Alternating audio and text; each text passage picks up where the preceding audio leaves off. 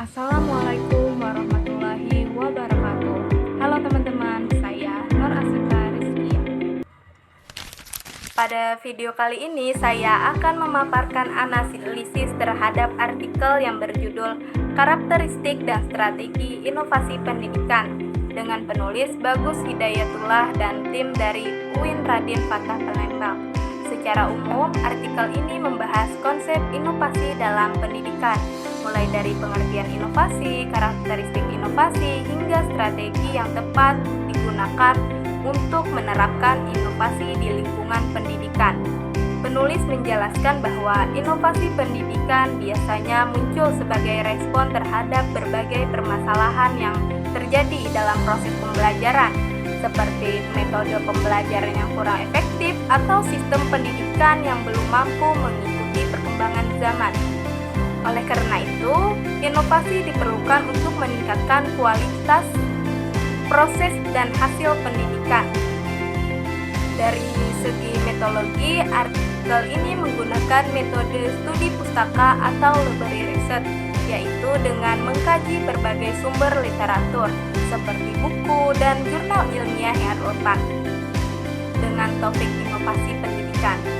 Metode ini cukup tepat karena pembahasan dalam artikel bersifat konseptual dan teoritis. Namun demikian, keterbatasan dari metode ini adalah tidak adanya data empiris dari lapangan sehingga kondisi nyata di sekolah tidak tergambarkan secara langsung. Jika ditinjau dari relevansinya, artikel ini sangat berkaitan dengan kondisi pendidikan saat ini. Salah satu hambatan inovasi pendidikan yang disebutkan penulis adalah keterbatasan kemampuan sebagai guru dalam memanfaatkan teknologi informasi.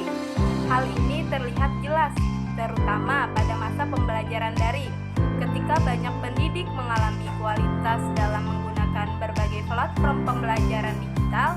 Selain itu, penulis juga menjelaskan bahwa suatu inovasi akan lebih mudah diterima apabila memberikan manfaat nyata bagi penggunanya dan sesuai dengan kebutuhan mereka.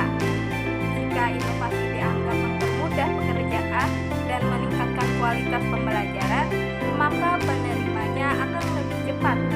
Nah, sebaliknya, jika dianggap menambah beban kerja, maka inovasi tersebut cenderung mengalami penolakan. Namun demikian, artikel ini masih memiliki beberapa keterbatasan. Salah satunya adalah kurangnya contoh konkret mengenai penerapan strategi inovasi di lingkungan sekolah. Selain itu, faktor psikologi seperti sikap ragu, ketakutan terhadap perubahan, atau kecenderungan untuk tetap berada di zona nyaman juga belum banyak dibahas. Padahal, hal tersebut dapat mempengaruhi keberhasilan penerapan inovasi. Sebagai kesimpulan, artikel ini memberikan pemahaman yang cukup baik mengenai konsep dasar inovasi pendidikan, serta faktor-faktor yang mempengaruhi keberhasilannya.